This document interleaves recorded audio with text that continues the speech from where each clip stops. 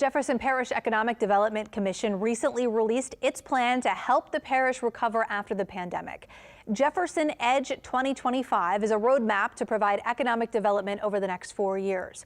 The plan looks at 3 guiding principles. The first is resiliency. Leaders want to have an economy that is more sustainable. The second is social equity and looking at ways to help more minority businesses thrive.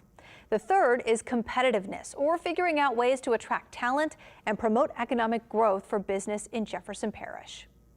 We were faced with this global crisis. We had a moment where we asked ourselves, do we move forward with this planning? So much is uncertain. Do we wait to see how things shake out?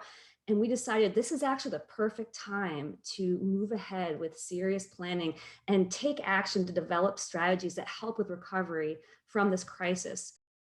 Coming up tonight at 10, we check on West Wego seafood vendors and see how things are going.